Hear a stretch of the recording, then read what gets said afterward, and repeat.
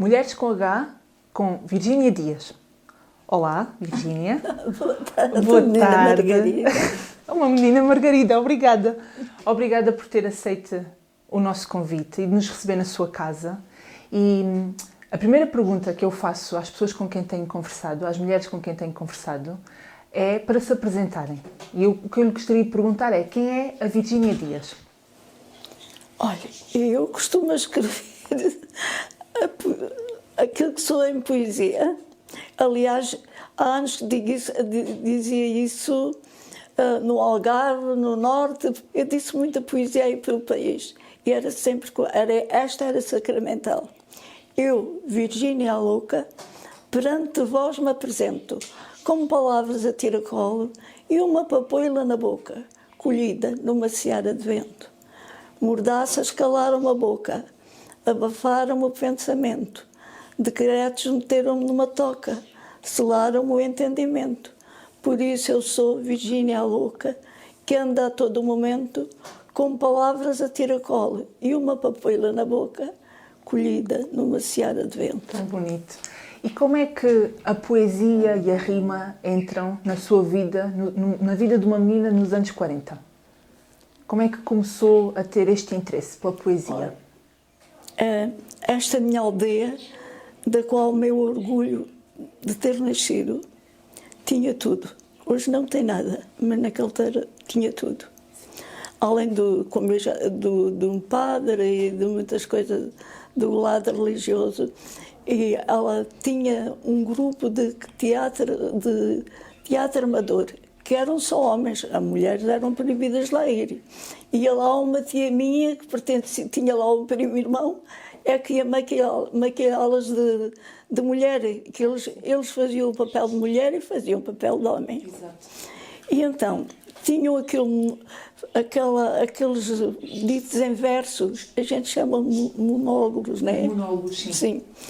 E eu, que naquela altura devia ter uns 4 ou 5 anos, o teatro era num celeiro, onde era grande, mas como o povo tinha muita gente e iam todos ao teatro, levavam a cadeira de casa e eu, como criança, não podia ocupar uma cadeira, portanto tinha que ocupar o colo da minha avó.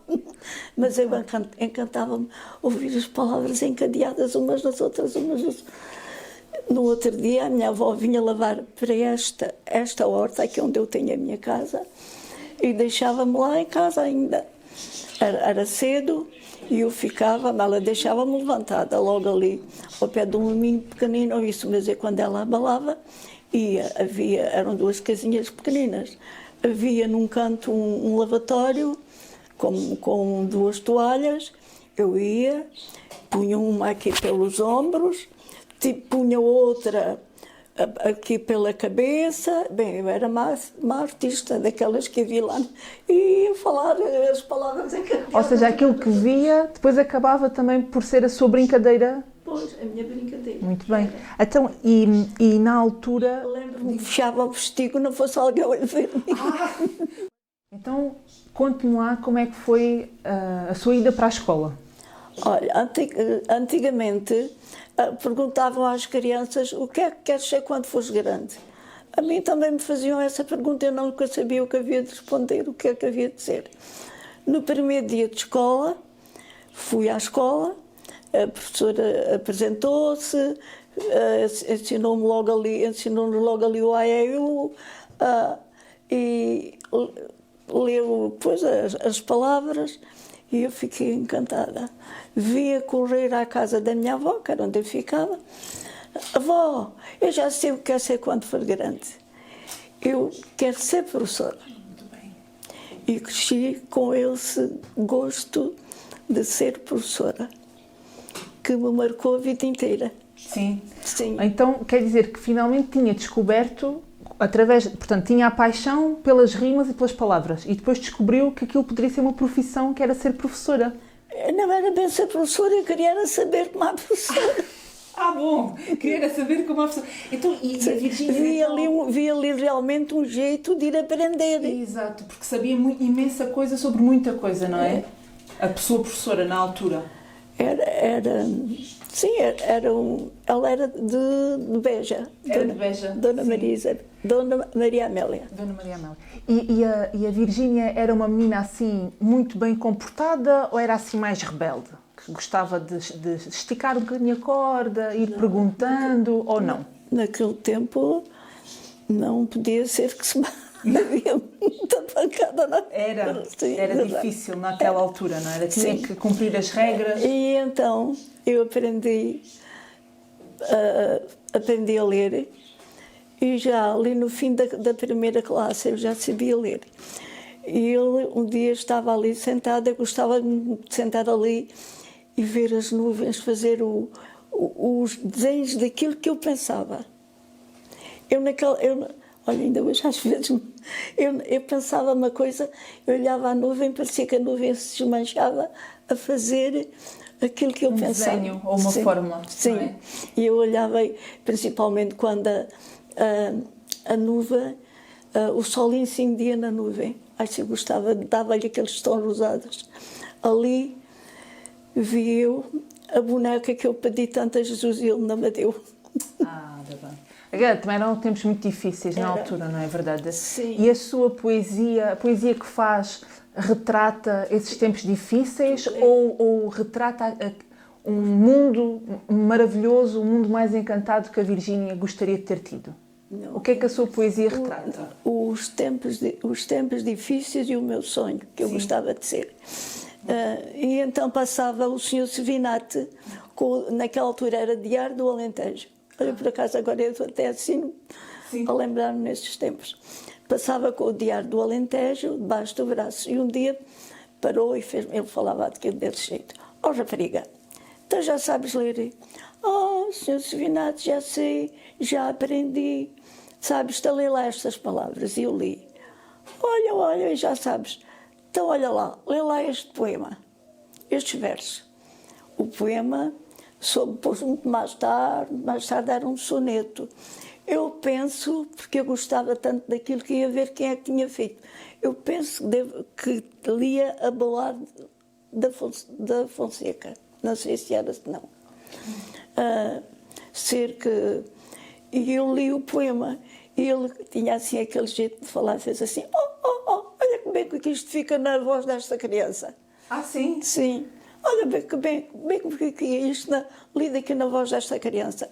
E então, quando eu estava no lá, ou ele ia passando, eu ia ler sempre o jornal, vinha ler o jornal aqui para a horta, que lá tivesse um poema e chamava-me para ele ler. Então, sendo assim, o ler o poema, o declamar, o inventar poesia, sempre foi uma coisa muito natural para si. Naquela altura ainda nem já chegamos ao primeiro verso, naquela altura ainda eu não fazia ainda nada. Não, só lia o que sim, admirava, era por isso que eu queria ser professora. Exato. Para aprender as letras. Para depois poder também fazer as suas rimas e escrever as suas palavras também. Sim. E então eu fiz a 4ª classe, cheguei à 4ª classe e um dia a professora, que era a senhora Dona Ideme das Candeias, chamou o meu pai e disse-lhe: Senhor Manuel Dias, eu chamei-o aqui para você, devia mandar estudar a Virgínia, é uma pena ela sair da escola, devia mandar estudar. Eu andava na 4ª e que naquela altura era bem puxada. Pois. Sim.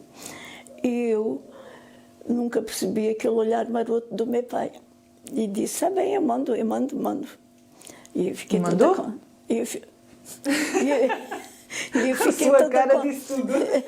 E eu fiquei toda contente. Acontece que a senhora professora tinha uma sobrinha, um ano mais velha do que eu, que estava a fazer o ano propedêutico para depois também ingressar no liceu, como foi.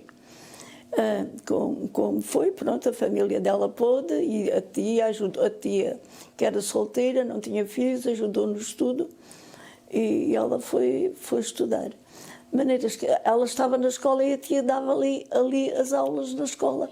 E eu tomava nota daquilo e dizia assim: para o ano, quando meu pai se quiser mandar, eu já sei o propedêutico.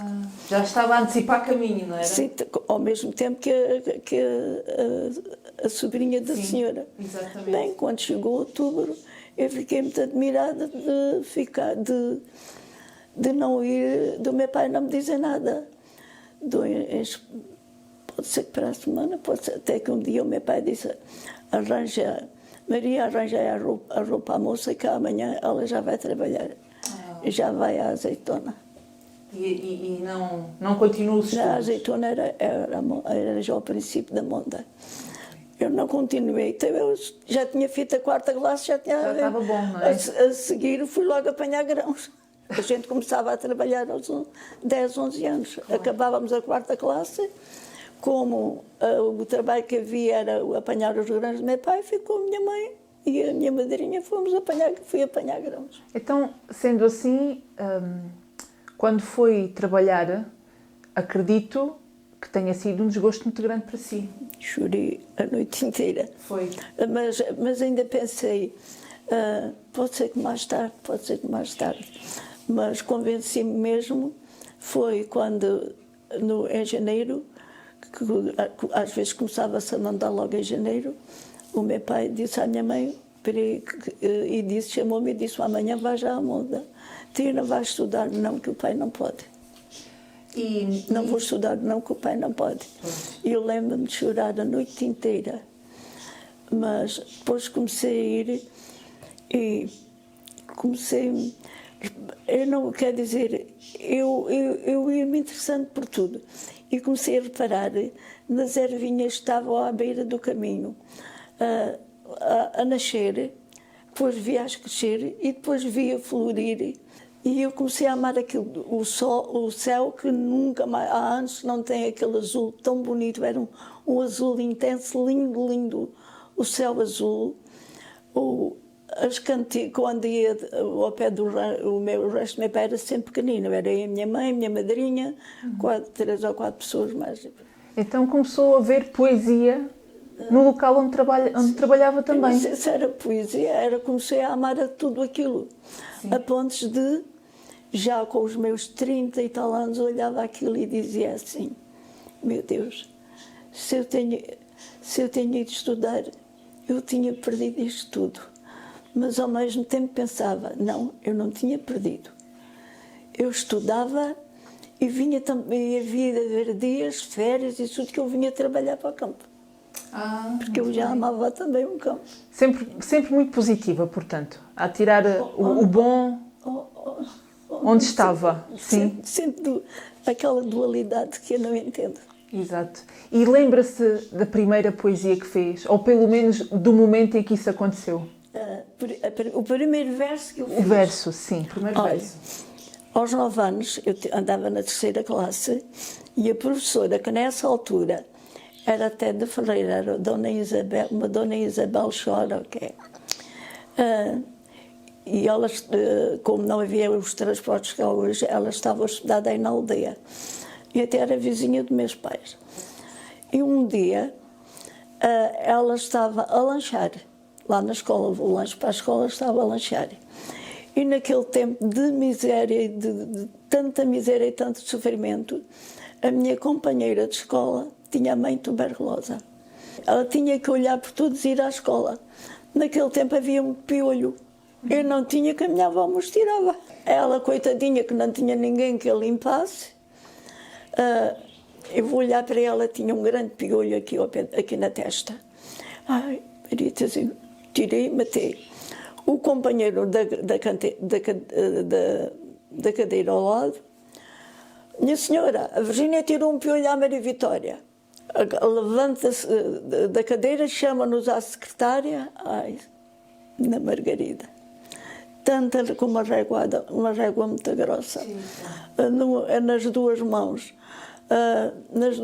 nas dela e nas minhas. Nós gritávamos que nem umas desalmadas. Ai, mas realmente até me parece que ainda hoje me dói. Saiu tudo à rua quando nós saímos da escola. Oh, moças, o que é que vocês fizeram que vocês gritavam que nem umas desalmadas a chorar? Viu-se na aldeia toda. Tivemos-lhe a contar. Dizem elas assim, ela é uma mal-humorada, ela é muito feia, ninguém quer casar, ninguém quer namorar, que ela é muito feia, já tem 36 anos, ainda não namora. A Virgínia chega a casa com aquilo tudo. Era aqui uma barração de coisa, agarro na pedra, escrevi. Era uma pedra ainda a 12, como assim. Senhora Dona Isabel, não tenham culpa as minhas mãos da senhora não ter quem queira morar no seu coração. Mas se a senhora tem mágoas que a consomem de desgosto, não são lentos de limpar lágrimas as minhas mãos e o meu rosto. Uau! Foi o primeiro. Então, o seu primeiro verso foi dedicado à sua professora que lhe tinha dado uma reguarda. Várias. Quantas? Não sei, muitas. A minha mãe fez assim, apaga isso, senão... Porque era para mostrar. Claro. Queria-lhe mostrar. E chegou-lhe a mostrar? Não. Não, senão a minha mãe disse outras. logo. A minha mãe disse, ainda apanhas o dobro. Pois, exatamente. Até, e diga-me uma coisa, e essa educação muito rígida que tinha em casa, não é? Porque na altura era assim. Era assim, em todas as casas era assim. E na escola também era uma educação muito rígida. Era. Como é que depois, ao crescer, não é? Como é que depois a Virgínia, qual foi o seu papel enquanto mãe também? Foi muito rígida? Ou já foi assim? Não fui tanto como a minha mãe. Mas ainda era assim às vezes um bocadinho. Mas já não fui tanto como a minha mãe. Não. Conseguiu fazer algumas coisas diferentes, foi? Para as suas filhas, tem 2 filhas, não é? Muito bem. Então, e diga-me uma coisa, por falar em filhas e mães, quem é que foram as mulheres da sua vida? Consegue dizer-me assim, mulheres que a tenham inspirado ou que a tenham marcado de alguma forma? Então, bem, mulheres da minha vida foi a minha avó. Que tomou conta de si, não era? Que era com quem estava em casa? Sim. A minha avó, a minha mãe, as minhas tias também foram meus exemplos. Sim. Sim. E a sua professora?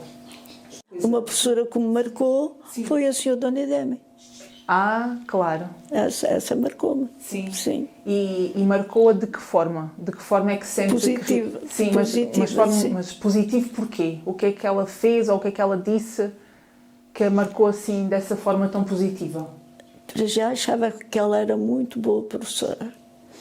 E aquilo dela ter ido pedir ao meu pai para me deixar estudar, também me deixou muito grata. Porque viu em si algo diferente, não era? Que valeria a pena apostar. Pois, acho que sim. Muito bem. E diga-me uma coisa, portanto, a Virgínia é daqui de Peruguarda? Nunca saí daqui. Era o que eu ia perguntar, nunca saiu de cá. Eu corri o país inteiro, no cante e a dizer poesia. Sim. E quando o fazia, sentia-se orgulhosa daquilo que fazia? Não, olha, vou dizer uma coisa. Enfrentei auditórios de muita gente, até lembro-me em Viseu, em Évora. Eu nunca levava nada programado, nada. Chegava lá à frente e quando ia dizer, digo o quê? Não, mas devia ter uma ideia, pelo menos. Não, era tudo improvisado. Não, estava tudo... Tinha um repertório cá dentro, embora não tinha nada escrito. Não levava num papel, não.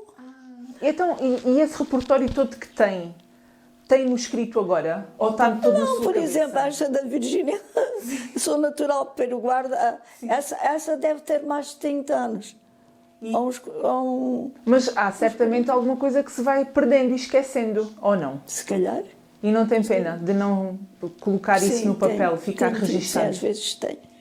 Se calhar valia a pena começar a fazer isso, não era? Tem. Depois nunca mais acabava, porque tem um repertório imenso. Lembra-me, mas esse eu perdi quando no Carnaval, aquelas poesias brecheiras. Também há direito a isso? Mas isso até eu esquecia logo, nem... Não registava. Sim, e como pedirem-me naquela altura, até não há muito tempo, poesias para si. Vou fazer anos, o meu neto vai fazer anos, faça-me um poema. E eu fazia.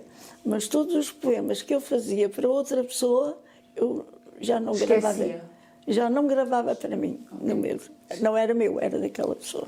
Muito bem, muito bem. Então, vamos lá ver. A Virgínia de Peruguarda, nascida e criada, aqui ficou, aqui reside, ainda hoje mora cá. Então, o meu amor era de cá. O seu amor era de cá, portanto, uma vida inteira aqui. E nós saímos que eu não fui capaz, sabe porquê? Depois casámos, o meu marido era escriturário da Casa de Povo, embora a meio tempo, depois é que passou mais tarde a ser a tempo inteiro e tinha a lavoura. E um dia nós fomos a Beja fazer não sei o quê, e ele encontrou um rapaz e cumprimentaram-se. E ele até me disse, ele apresentou como sendo um grande amigo, era engenheiro na CUF, companheiros de tropa, que o Agostinho fez a tropa em Beja. E ele disse-lhe, tu estás lá por Pereguarda? Estou. Olha, se tu quiseres um emprego lá na CUF, como escriturário, eu arranjo-te. Para a tua mulher, não como escriturário, até não. Mas também arranjo trabalho para ela. O que é que eu pensei? E eu vou ao trabalho de dia e vou estudar de noite. Vou seguir o método. Era uma oportunidade. E não, mesmo assim não foi capaz de ir? Fui capaz de deixar a aldeia. A aldeia. Então, o que é que a fascina por Pereguarda? O que é que a fascina nesta aldeia? O que é que Pereguarda tem? Fascinou-me tudo. Tudo tinha tudo. A minha avó, não sei se... Ela fazia-me reparar nas coisas. A minha avó dizia, eu nasci em Portela, mas sou de Santa Maria de todo o mundo. Porque, como ficou órfão de cedo, teve uma madrasta e para fugir à madrasta começou a trabalhar cedo fora, nas casas ricas, onde ela fazia depois de fazia tudo o que fosse necessário. Sim. E ela dizia, com isso correu, até que encontrou foi para a mina e lá encontrou o meu avô e lá que se casaram. E ela dizia, eu sou Santa Maria de todo o mundo, mas não encontrei povo como Pereguarda, nem gente como Pereguarda. Gente que compreende, gente boa e mais culta que aqueles que eu...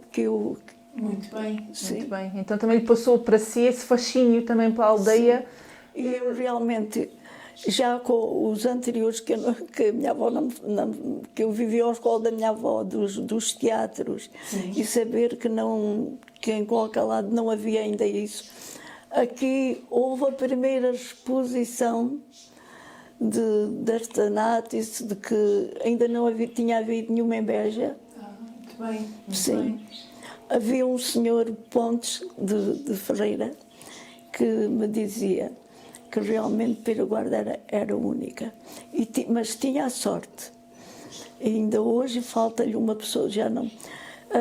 tinha de ter sempre um líder que os levasse, porque eles sentiam-se sempre diminuídos por serem camponeses, mesmo sendo como eram. E a Virgínia alguma vez se sentiu diminuída quando estava, por exemplo, com o Giacometti? Ou não, com o José Mário Branco? Não. Porque eram seus amigos? Não, eles davam... Não, eu sentia-me era acarinhada por eles. Sim. Como é que o Giacometti aparece aqui na aldeia? E como é que depois... O que é que o encantava nele? Portanto, ele aparece cá, conheceram-se? O Lopes Graça... Isto tudo tem um princípio. Com certeza. A Pereguarda foi talvez das primeiras terras a ter um grupo coral. Porquê? Porque lá tinha o professor Joaquim Roque, que conhecia a terra que tinha e puxou por eles. E então, foi nos anos 50 eu nasci 58, 59. Foi no ano 50 às 57.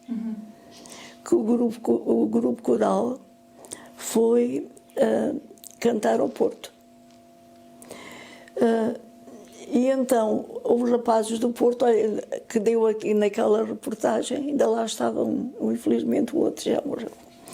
Vieram muitos, mas me lembro é o José Mário Branco, é da Lena, do senhor Reis, António Reis, e um outro que era editor, e eles depois ficavam a escrever com eles, só que já viu, nessa altura, isto foi em 57, eu tinha 22 anos.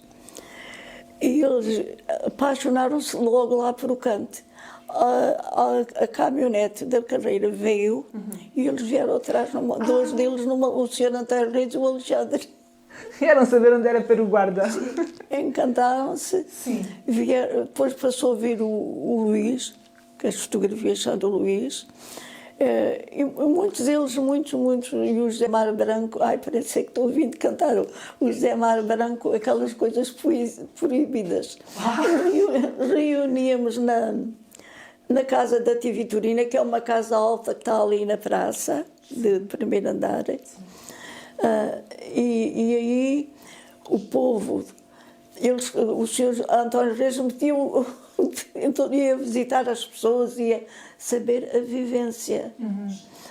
E à noite reunia-se tudo, homens e mulheres, tudo ao serão a contar a vida, a histórias também, não é? E contava-se histórias de vida e cantava-se. Sim. Eu lembro-me de ver uma senhora que estava de luto a cantar e a chorar, e o senhor António Reis com lágrimas também. Muito comovido. Sim. Era uma partilha muito intensa entre todos, sim, não era? Era entre as pessoas que tinham as histórias para contar e os outros que estavam disponíveis para ouvir, que isso também é muito importante. Foi a primeira vez que havia um gravador. Foi? Sim. Lembro-me que cantei e o senhor António Reis gostou muito daquela... Era de A Águia que Vais Tão Alta. Sim. E de falar com ele. E eles depois começaram, até me escreviam, só que eu, camponesa, como é que eu podia... Não tinha como responder de volta. É isso. Às vezes respondia a um, não respondia ao outro.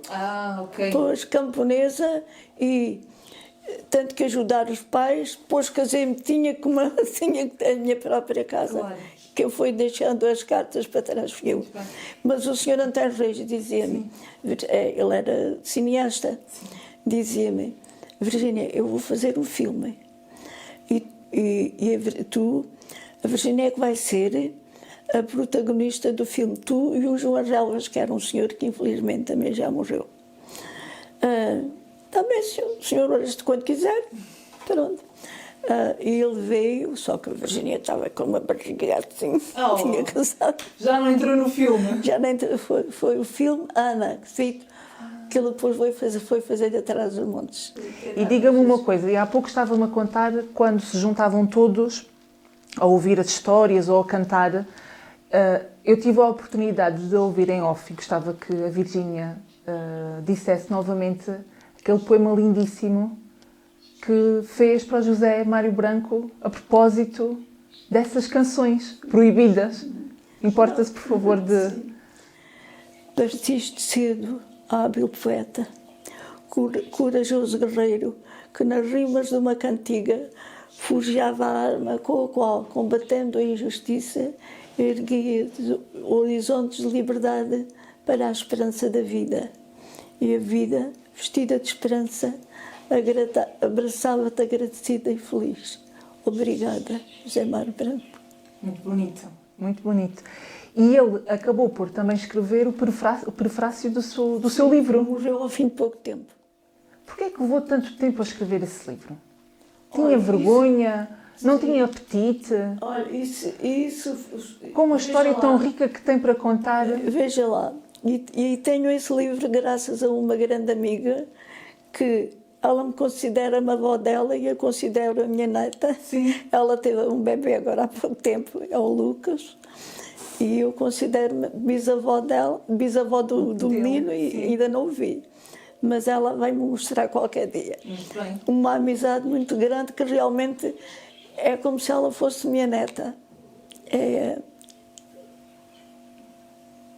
Mas foi ela que a ajudou? Foi ela que se lembrou, que teve a ideia de escrever o livro? Não, olha. Ou a ideia foi sua? Não. Uma vez. Eu sempre me julguei muito pequenina. Sim. Sim.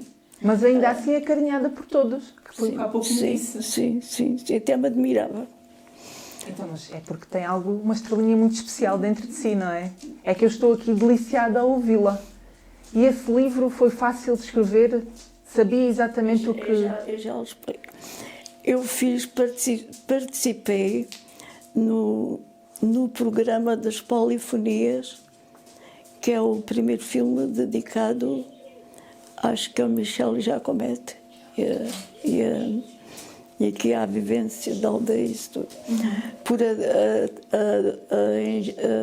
cineasta Teresa e o Pierre. E depois eles levaram-me a fazer um outro filme, era Encontros, onde eu participei, já estava o José Mar Branco, sim. Mais tarde, esse não acabei com a Cristina do Liceu, eu tive que ir embora. Houve um senhor que é turco, ok, mas era músico, e ouviu a minha poesia. E esse senhor disse ao Pierre e à Dona Teresa: a poesia dessa senhora tem música. Eu gostava de a ouvir pessoalmente, para ela a dizer poesia e eu a tocar. Ah, sim? Sim. Muito bem. Ela viu o filme dos Encontros, ok. Isso é onde eu estou a cantar, sim, e a dizer poesia. certo. E então, cantar não sei bem, mas estou a dizer poesia. Sim. Viu esse filme dos Encontros e gostou muito. Então, ela que estava naqueles programas para as pessoas, sim. E pensou em levar-me lá. Ah, ok. Como sabia que ou além indicaram que eu cantava nas Rosas de Março, qual foi a maneira? Mandar ir o grupo. Ok. E também foi, então, a acompanhar? Eu votei, nessa altura eu cantava nas Rosas de Março. Certo. Pronto, a partir daí foi a amizade. Muito bem. Mas acabou por não me dizer como é que surgiu o livro. Acabou por não me dizer. Ela, se não fosse ela, não o tinha. Então, é isso que eu estou a dizer. Então, a ideia foi dela. E a Sim. Virgínia logo achou uma boa ideia ou ficou assim um bocadinho reticente? Fiquei assim um bocado. Mas foi tudo tão rápido que depois, eu como tinha a poesia muita na cabeça, Sim. E pouca escrita... Se calhar achou que era uma boa ideia. Sim, mandei, mas não ficou tudo no livro porque eu tinha muito na cabeça e não teve tempo.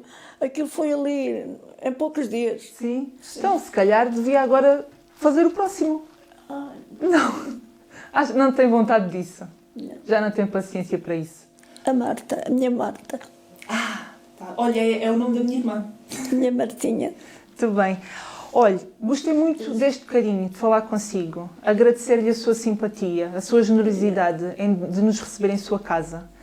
É uma senhora fantástica. Estou super encantada de a ter conhecido pessoalmente. Sinto-me mesmo muito feliz por esta tarde. Mesmo muito. Muito obrigada.